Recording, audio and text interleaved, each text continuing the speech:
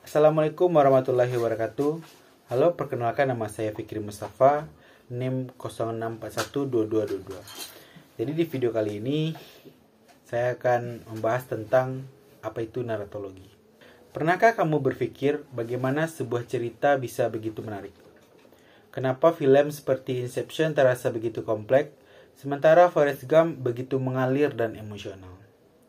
Atau bagaimana kita bisa terhubung dengan karakter dalam sebuah cerita, bahkan seperti merasa kita adalah bagian dari dunia mereka?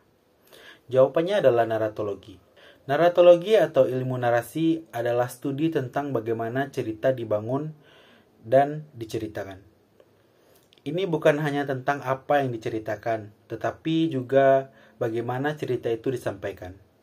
Hari ini kita akan menyelami dunia naratologi dan bagaimana ilmu ini membantu kita memahami cerita dengan lebih mendalam. Naratologi adalah cabang ilmu yang mempelajari struktur dan teknik penceritaan.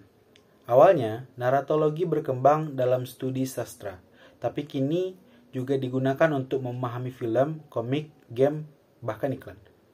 Seorang naratolog tidak hanya melihat isi cerita, tetapi juga penyampaiannya. Sebuah cerita bisa disampaikan secara linear dengan urutan waktu yang kronologis, seperti pada film The Shawshank Redemption, atau juga bisa non-linear seperti film Pulp Fiction yang melompat-lompat dalam waktu. Naratologi membentuk kita memahami mengapa sebuah cerita terasa berbeda tergantung pada cara penyampaiannya.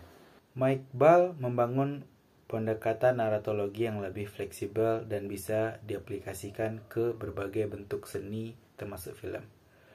3 lapisan narasi dalam teori McBall. Ball membagi narasi menjadi 3 lapisan utama yang membantu kita memahami bagaimana cerita dibangun dan dikomunikasikan dalam film. Yang pertama itu fabula, peristiwa dasar dalam urutan kronologi.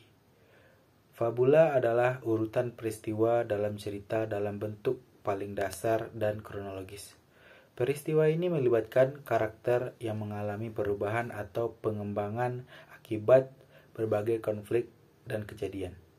Fabula tidak terpengaruh oleh bagaimana cerita itu disampaikan dalam film. Cerita. Film sering tidak menyajikan cerita dalam urutan kronologis. Mereka bisa memiliki flashback, paralel, plot, atau struktur non-linear lainnya.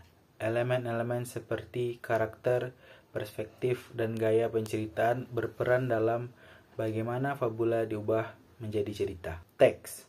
Teks adalah bentuk konkret dari cerita, yaitu bagaimana cerita dikomunikasikan melalui film, novel, atau media lainnya.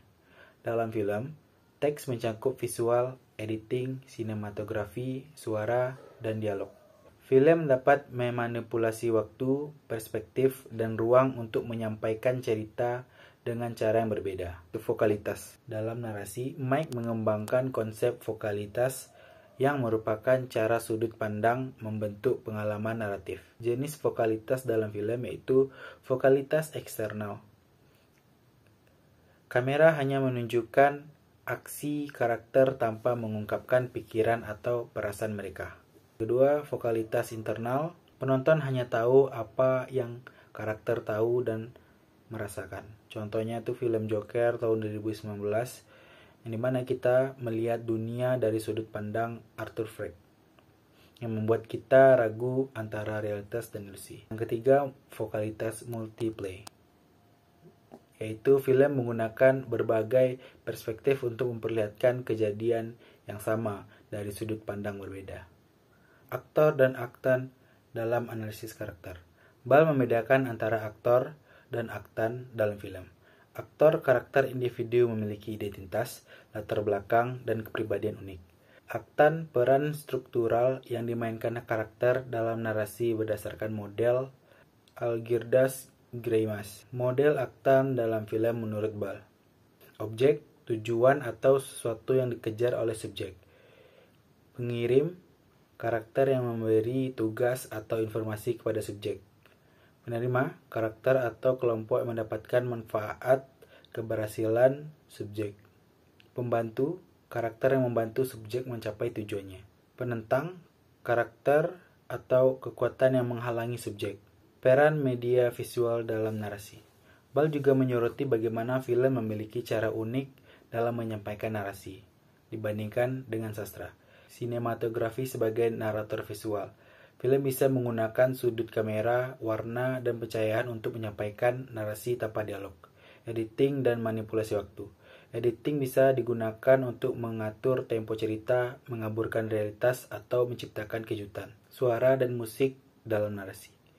Suara latar dan musik dapat digunakan untuk membangun emosi dan memberikan informasi tambahan kepada penonton. Kesimpulannya, teori McBall tentang naratologi memberikan kerangka analisis yang fleksibel untuk memahami bagaimana film menyampaikan cerita.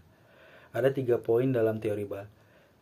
Narasi memiliki 3 tingkatan, yaitu fabula atau peristiwa dasar, cerita atau struktur naratif, teks atau medium komunikasi. Vokalitas menentukan bagaimana cerita dilihat dan dipahami oleh penonton. Karakter dapat dianalisis sebagai aktor atau aktan. Film menggunakan elemen visual, editing, dan suara sebagai bagian dari penceritaan. Dengan memahami teori ini, kita bisa lebih luas menganalisis film, memahami makna tersembunyi, dan menghargai teknik penceritaan yang digunakan oleh para pembuat film. Mungkin itu saja yang dapat saya sampaikan. Terlebih dan kurangnya saya mohon maaf. Saya sudahi dengan wassalamualaikum warahmatullahi wabarakatuh. Dadah.